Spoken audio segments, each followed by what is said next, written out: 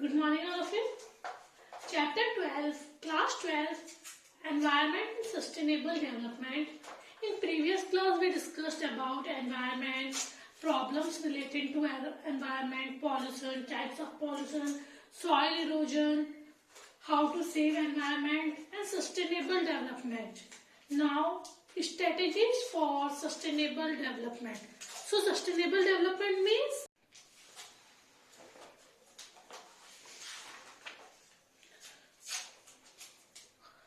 sustainable development is the process of economic development which aims at increasing the quality of life, both present and future generation, without harm the environment or without threatening natural environment.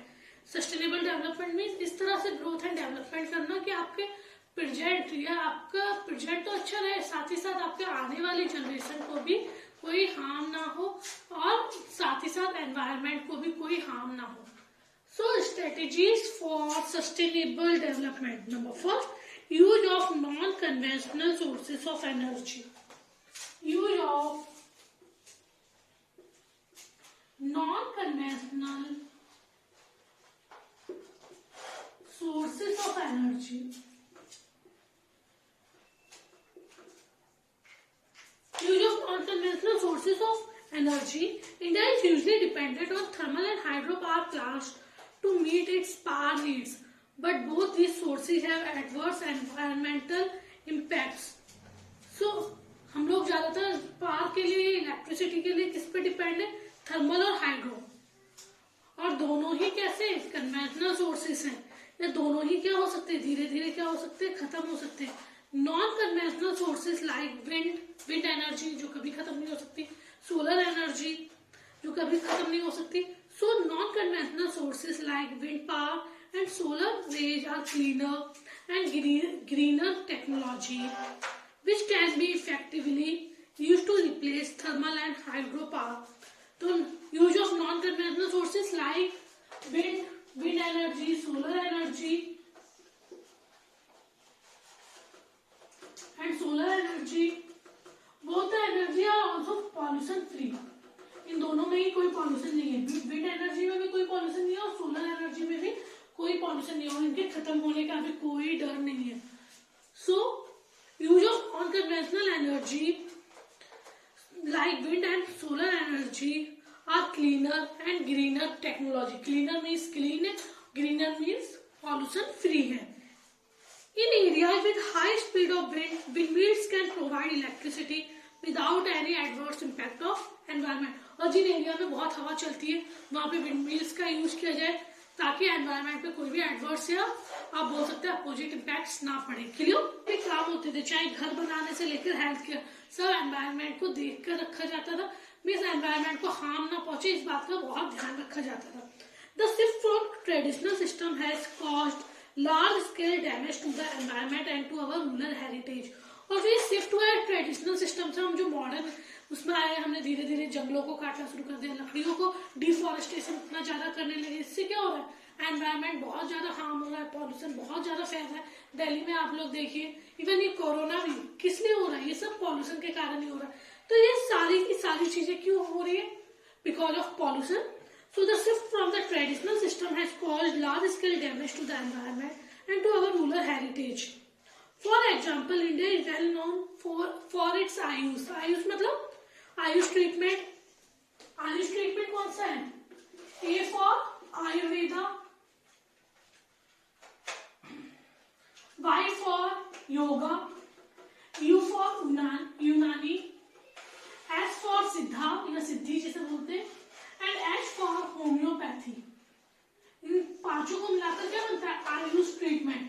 तो हमारी India पहले इन्हीं चीजों पे depend थी, आयुर्वेदा, योगा, यूनानी, सिद्धा and homeopathy. धीरे धीरे ये जो मेडिसिन वगैरह आई है तो इनकी प्लेस बहुत कम होगी. नहीं तो हमारा जो पहले जो मेडिकल ट्रीटमेंट वगैरह था वो ISM, Indian system of medicine के थ्रू ही होता था. तो for example, India is well known for its Ayush treatment with about 50,000 species of plant which have medicinal property. However, with the advent of Western system of treatment, we ignore our traditional system of Ayurveda and Unani.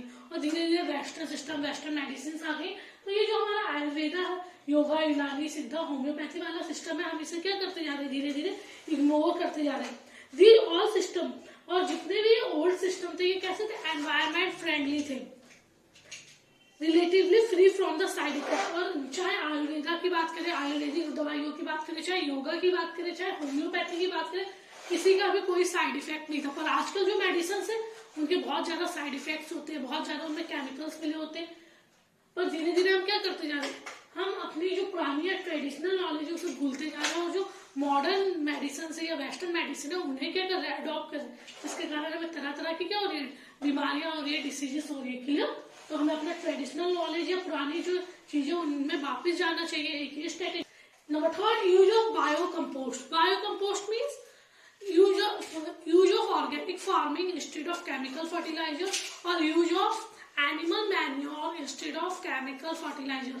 Mean गोबर या खाद का use करना instead of chemical, जो urea वगैरह होता है, हम जो केमिकल खाद का यूज करते हैं उसकी जगह गोबर का यूज करना, प्लांट मैन्योर और एनिमल मैन्योर का यूज करना।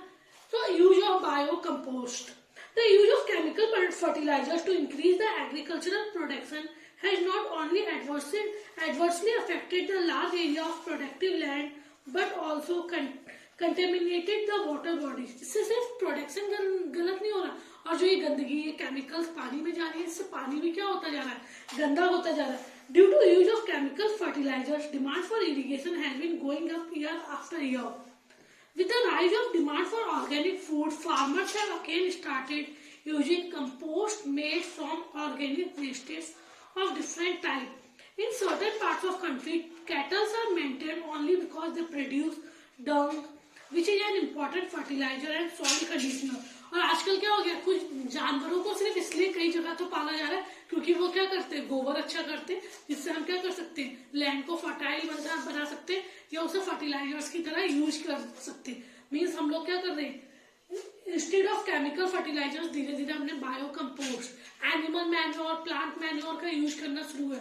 क्योंकि जो केमिकल फर्टिलाइजर्स होते हैं, जो केमिकल्स खाद के रूप में पेड़ों में पौधों में मिल जाता है, उससे क्या होता है, एक तो प्रोडक्शन गंदा हो जाता है, प्रोडक्शन हार्मफुल हो जाता है, साथ ही साथ वही केमिकल जो पानी में मिलता है तो वाटर भी कैसा हो जाता है, कंटेमिनेटेड हो जाता है। तो use of bio compost. Clear? Number four, use of cleaner fuels. In urban area, use of CNG is being promoted to be used as fuel। Use of CNG in public transport has significantly lowered air pollution। धीरे धीरे क्या होने लगा, CNG cylinder जो environment friendly होते हैं, आपने auto देखे होंगे जो ग्रीन कलर के ऑटो होते हैं, वो CNG ऑटो होते हैं। उनमें क्या होता है, मतलब एक तरह से पॉल्यूशन नहीं, उसमें सिलेंडर्स लगे होते हैं जिनके कारण ना व्हीकल्स से स्मोक नहीं निकलता, स्मोक या गैस नहीं निकलती, तो एयर पॉल्यूशन बहुत ज्यादा कम हुआ है दिल्ली में। दिल्ली में पहले बहुत ज्यादा पॉल्यूशन अभी भी है, पर यूज ऑफ CNG या CNG के यूज से एयर पॉल्यूशन बहुत ज्यादा कम हुआ है। In rural area, house hold generally use would, dung cake or other biomass as fuel। This fuel has several adverse implications like deforestation, reduction in green cover, wastage of cattle dung, and air pollution। To overcome this problem, use of LPG and gobar gas is being promoted as they are cleaner fuels and helps in reducing household pollution to a large extent। और rural area में क्या होता है, ज्यादातर would का use होता है या डंग केक, गोबर वगैरह का यूज किया जाता है एज अ फ्यूल, खाना बनाने के लिए, फ्यूल के लिए। जिससे क्या हो रहा है, एक तो डिफोरेस्टेशन, लकड़ियों का यूज होगा तो पेड़ों को काटा जाएगा, डिफोरेस्टेशन हो रहा है, साथ ही साथ कैटल डंग का वेस्टेज हो रहा है, गोबर वगैरह का वेस्टेज हो रहा है, साथ ही साथ एयर पॉल्यूशन, इनसे इतना धुआं निकल रहा है कि एयर पॉल्यूशन भी बहुत ज्यादा हो रहा है।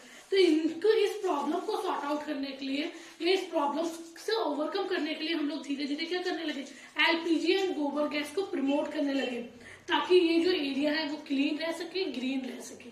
Clear? Number fifth, manage the waste. Rather than allowing the industrial waste and household garbage to litter around or flow into the streams or river, we must systematically manage them। जो भी industry से कचरा निकल रहा है, घर से जो भी गार्बेज निकल रहा है, वो नदियों में बहे या जो हमारे एनवायरनमेंट को पॉल्यूट करे, इससे अच्छा उसे क्या करना चाहिए, सिस्टमेटिकली मैनेज करना चाहिए।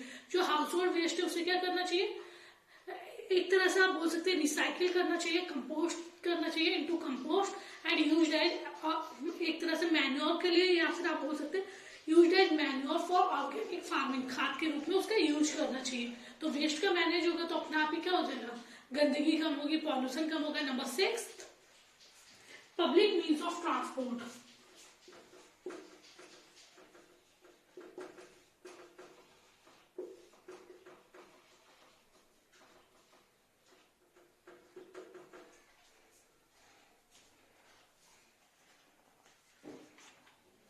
Public means of transport are to be rapid, comfortable and economical.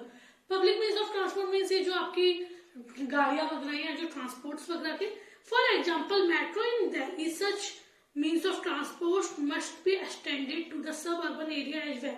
धीरे धीरे ये मेट्रो जो रेल से या ट्रेन से वो बढ़ रही है। क्यों बढ़ रही है? क्योंकि इससे क्या हो रहा है, एक तो ये इकोनॉमिकल है, चीप है, साथ ही साथ लोग कंफर्टेबली एक जगह से दूसरी जगह पहुंच सकते हैं, और पॉल्यूशन फ्री में व्हीकल्स का पॉल्यूशन वगैरह जो निकल रहा है उससे भी हमें क्या हो रहा है, बच रहे हैं।